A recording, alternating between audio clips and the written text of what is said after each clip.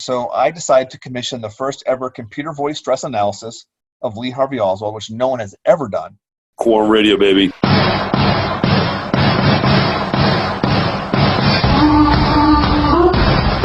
Quorum radio is now on with Sean DeGrilla, and he wrote the book MALCONTENT, Lee Harvey Oswald's Confession by Conduct. I love this book. It's got a completely different take from a different perspective. Sean DeGrilla is a 17-year law enforcement veteran, and it's one of the freshest few books written by someone who comes from law enforcement, that has a law enforcement set of criteria and skill set, and it showcases the tools that are used by law enforcement to determine guilt or innocence. You know, we often talk about, oh my gosh, well, if he had survived to stand on trial, this whole thing would have fallen apart because there was just no basis for any type of a prosecution against poor Lee Harvey Oswald, who was a patsy.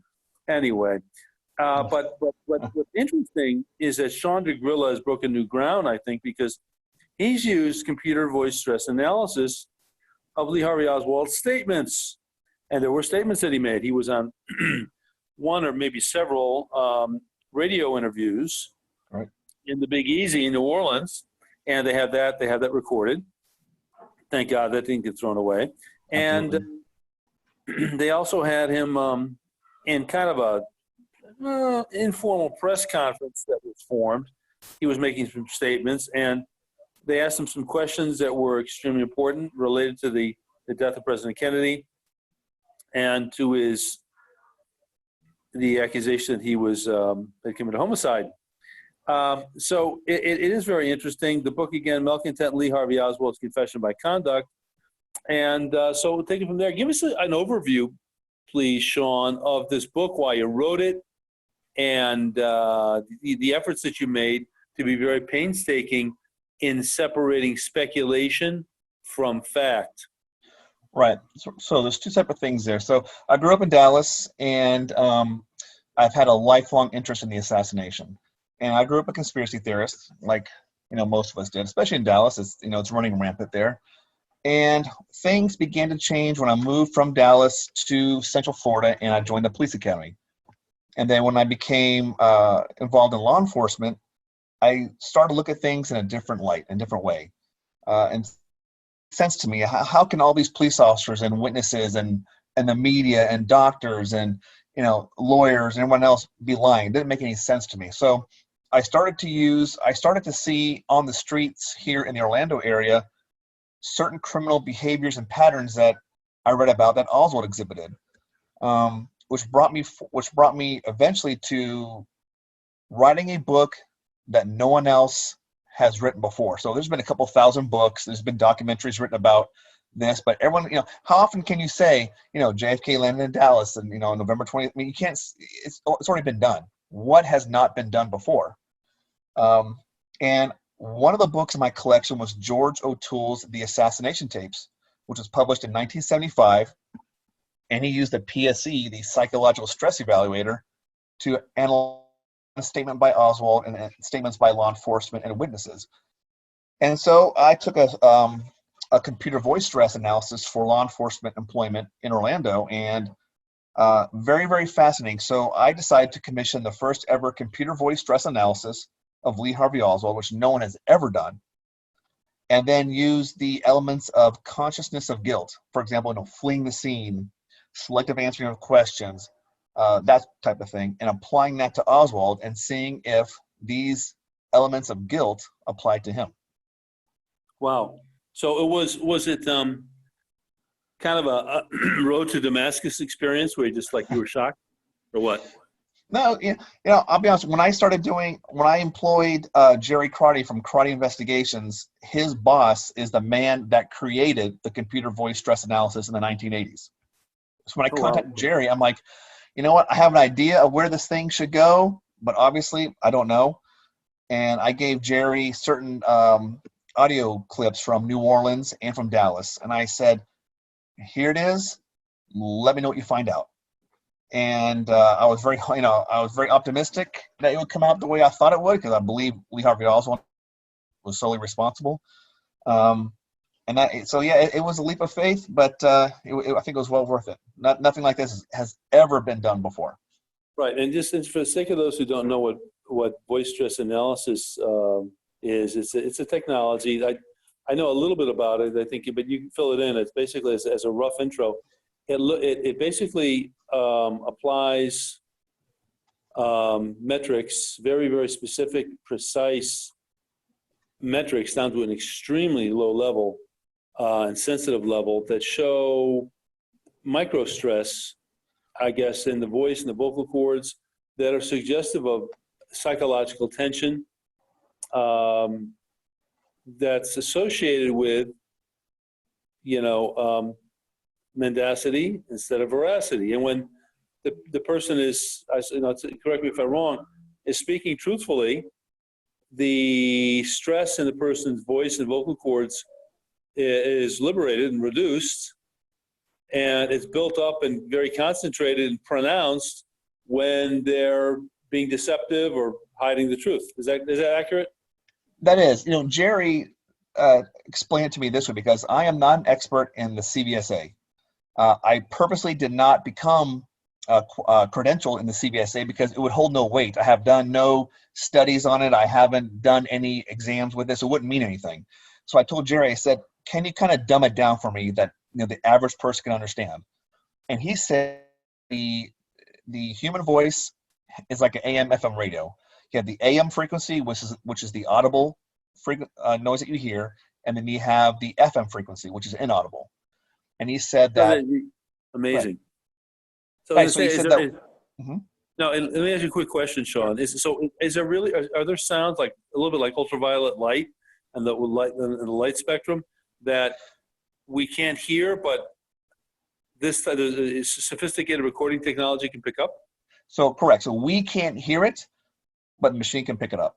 That's essentially the FM frequency, if you will. So when someone is being dishonest or being deceitful, that FM frequency dissipates. And it's the dissipation of that FM frequency that the CVSA picks up. I did my CVSA for law enforcement. I answered all questions truthfully. And then on the last question, she said, I want you to lie. This lady was wearing glasses. She says, I'm going to ask you if I'm wearing glasses. I want you to lie. So I did. So we were done. She showed me the results. And sure enough, I had these tree-like results. And if you read my book, or if you like Sean DeGrilla, see what I'm talking about. And the very last one, it looked like a hedge line where it was pronounced. And that's where I lied. So it absolutely works. I've done it myself.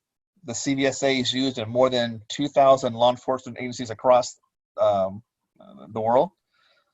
So it's a very unique tool. And now it's advanced to where you can record phone calls.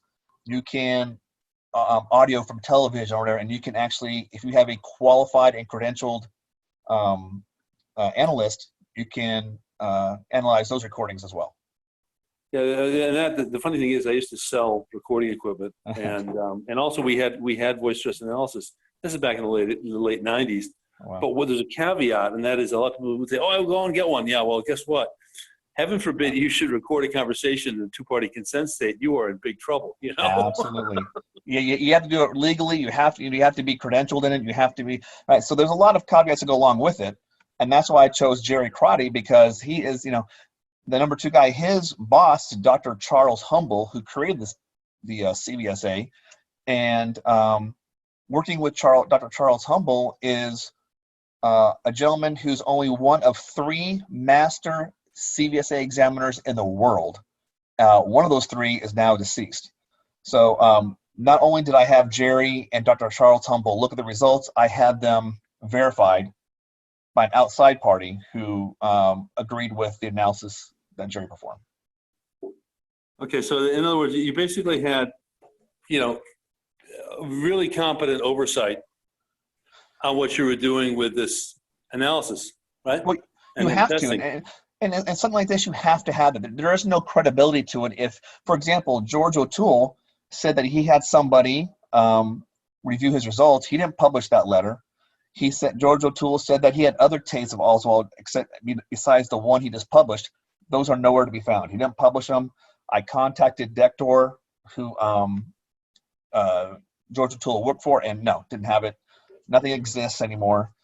So every single chart that Jerry generated for me, I published in my book. I didn't hide anything. I put everything out there. I put the independent verification letter in there as well. It's out there for people to look at it.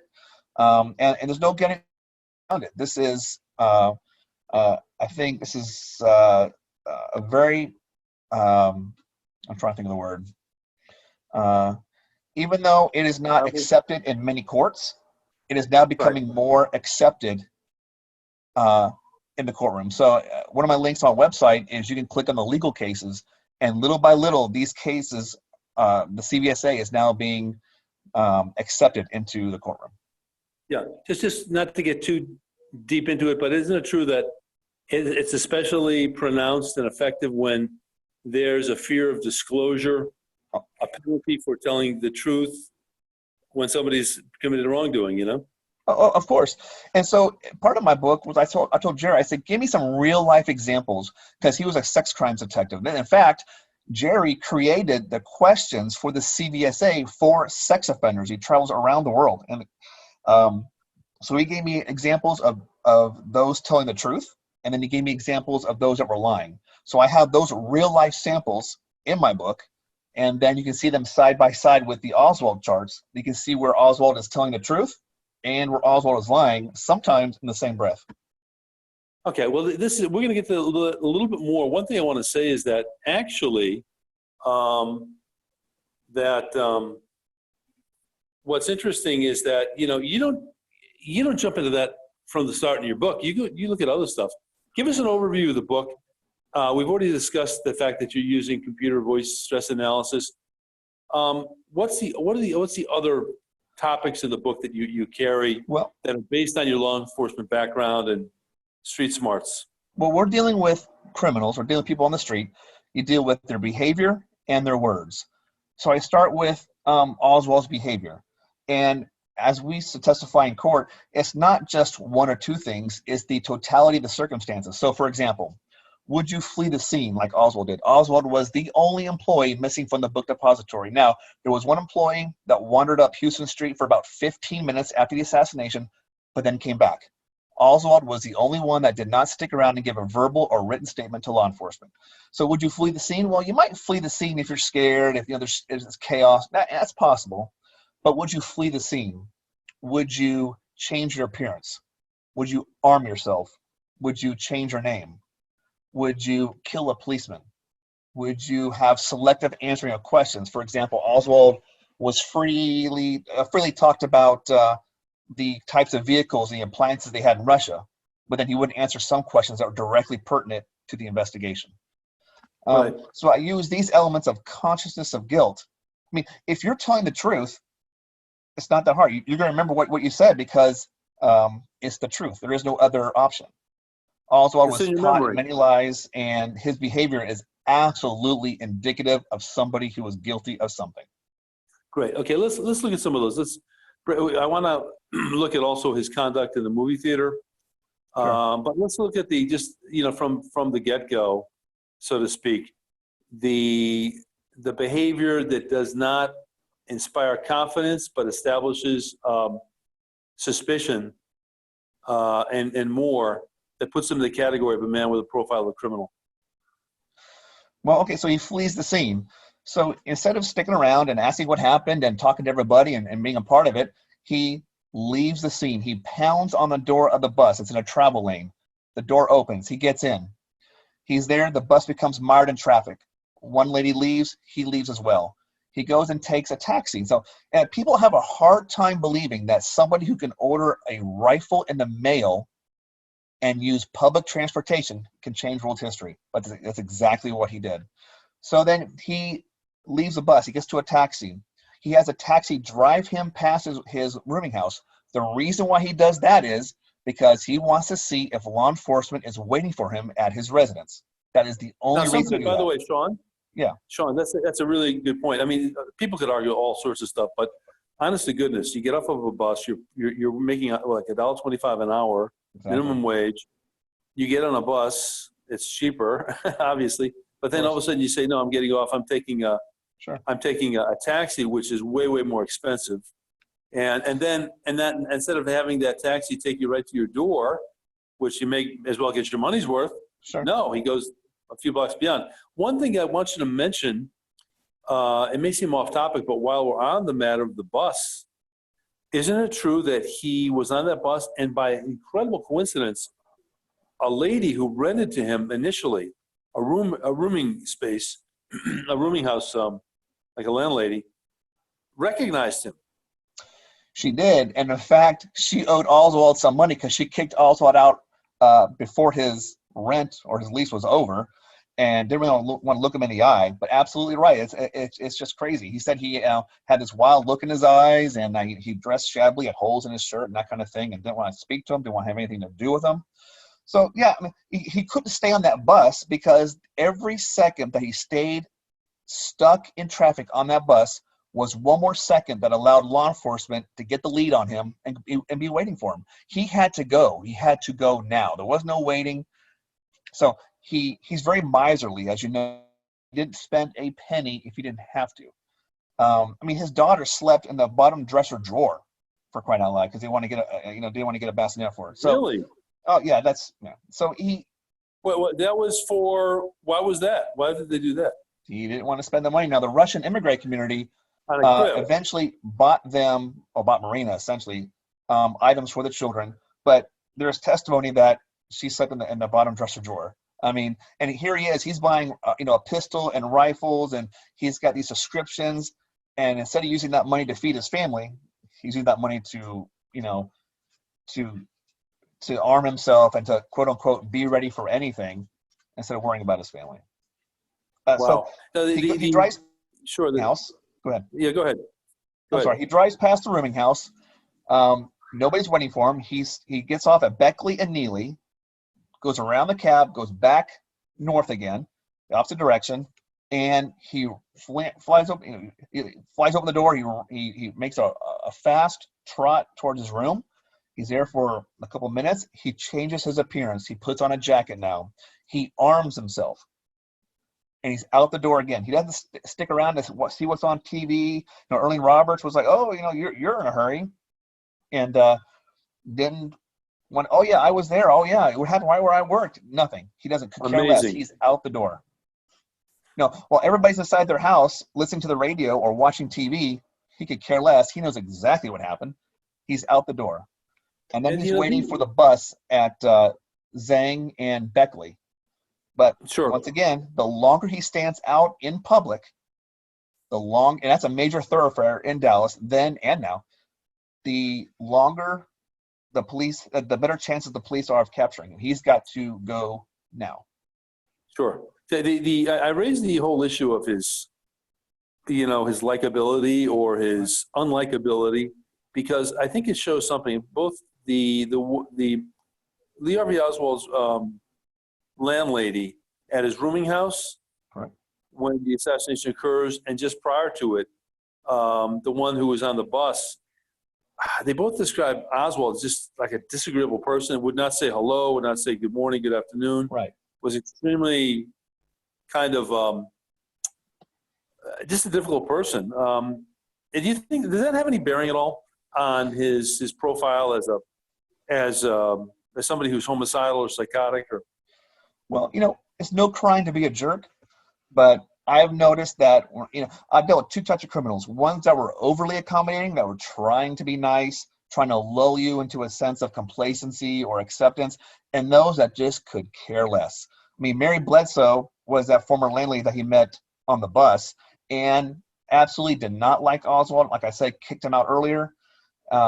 He had that habit. Jean de Mohrenschildt has stated when she was interviewed with George de Mohrenschildt that Oswald plucked a cigarette out of Marina's mouth and put it out on her shoulder. Now, Marina later on denies this in Marina and Lee, but that's what Jean de Mohrenschildt said. He beat her up. He gave her black eyes. What's that? George de Mohrenschildt's wife. That? I'm sorry. The connections were bad. Say it again. I'm sorry. Yeah, I said, so did Mohrenschildt witness Oswald extinguishing a cigarette in Marina's shoulder, or George de Mohrenschildt did not see it. Jean de Mohrenschildt, his wife, has stated, and it's actually on Fair Play for JFK, which is a great Facebook group for this. It's posted on there where she says that Marina was smoking a cigarette and Oswald plucked it from her mouth and put it on her shoulder. Marina has said, Wow. yeah, he's a complete jerk. Marina has said that that he beat her a lot. In fact, Marguerite Oswald, when the Oswalds were living on Mercedes Street in Fort Worth, said that Marina answered the door with a black eye, and that Marina's testified that Oswald raped her one night, and that she was so distraught she tried to hang herself from the shower curtain rod in the bathroom, and Oswald came in the last Wow. minute and prevented her from killing herself. So, he had no Wow. problem hurting people, and he sadistic, and this type of person he was. Yeah, gives a good idea. Okay, so then he goes to his rooming house, goes beyond the door of it. He has to double back, runs in, runs out, changes his appearance, gets a weapon. What else did you see between that point, his rooming house, and the theater? Anything else of note, especially as a law enforcement person? Well, there are not very many witnesses at all that see Oswald make the trek from his rooming house to 10th and Patton, except for right in the vicinity of the Tippit shooting. I think what happened was, I think Oswald used the park that was to the east behind his rooming house and walked the park, because Beckley is a major thoroughfare in Dallas. That's how law enforcement and others would be traveling, the quickest route to get somewhere. I think he was staying off the main thoroughfares. So we don't know for sure. We'll never know. However, most people are inside their houses anyways, watching TV or listening to the radio. So it's possible he used the main roads and nobody saw him because everyone's inside focused on something else. But I've known criminals to use alleys. They will do anything. They will go where we're not going to be, where law enforcement is not going to be. We're going to be on the main roads. And I think he stayed off the main roads until I think he's probably headed to a library. The library was where he often went. I think it was a place of solace and comfort for him. He liked to be surrounded by books. It's quiet. You can kind of hide in there and read a book and kind of do your own thing. And I think he was probably heading there when Tippit interrupted his plans. We'll never know for sure, but that is my guess. Wow. Okay. Yeah. I mean, keep in mind, if people didn't see him, it could simply be because of the fact that, hey, president got killed. People are totally glued to their TV set and not, saying, Marge, look outside. Do you see any suspects? Well, I can tell you, I worked the morning of 9/11. So I worked the 2:30 a.m. shift.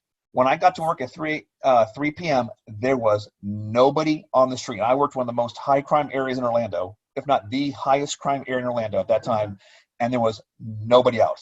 And it was such an eerie feeling that you didn't have any of the dealers, the prostitutes, anybody else, even the vehicular traffic. There was nobody out because everybody was glued to their TV. And it was such a strange, awkward feeling. But I've experienced that myself, so I have no doubt that's what happened on the 22nd as well.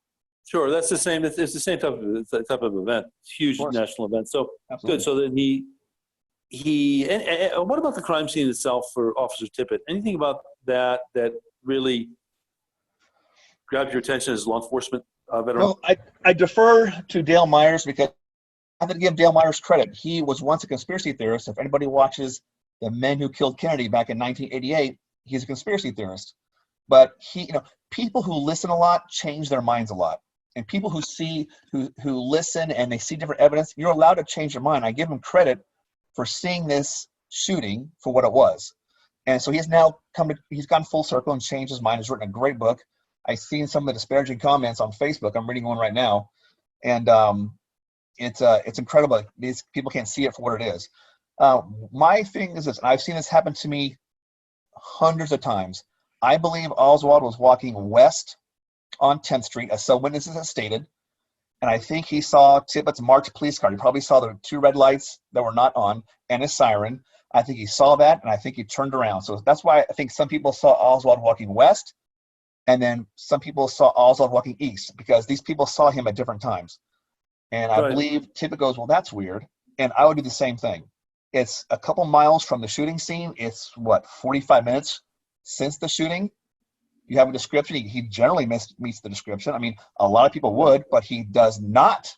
It's not like he's excluded from that description.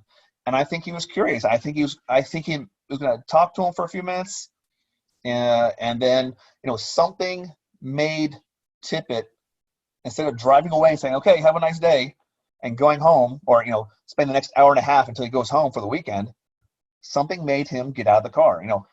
What is Oswald doing? He's probably sweating a little bit. He's probably panting a little bit. His hair is probably disheveled, like they said he was on the bus. He's got a concealed weapon. He's got 2 forms IDs on him with 2 different names on them. So, but prior to that, well, here's the thing I focus in on. You see somebody's a little suspicious for whatever reason, right? And you ask them some questions. What type of reaction causes you as a policeman, somebody with 17 years experience, to say, wait a second, I have to spend some time on this guy? I'm waiting for a quick answer. So we call in law enforcement the OODA loop. You have to observe, orient, decide, and act. So I would ask someone, hey, where are you coming from today? What's your name? Where do you live? The big one is, where do you live? And if it's,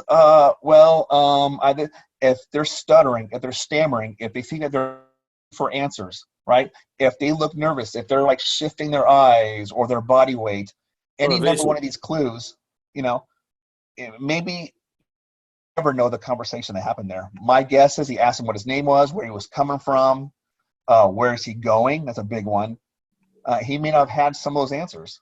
And if he did, he might have, he might have had a nervous tick or something betrayed Oswald. Right. That's what it was. We'll never know exactly in this life, at least. So, great. So then, so the killing happens. Right. And tell us about the what happened after the killing of Officer Tippett. Well, that really grabs your attention as a former policeman. Well, it wasn't planned. He already had extra shells in his revolver, which meant he was going to go down in a suicide by cop scenario if he had to. So he's panicking. What's he going to do? He's trying to figure it out as he's reloading, as he's going through all these thoughts in his mind. Now people are coming up. People are starting to follow him at a distance. And now more phone calls are coming in. And now he knows the police will be there any minute. And I think he's nervous now. And his world is starting to crash around him. And then he sees the solace of a theater. He can't stick around and wait.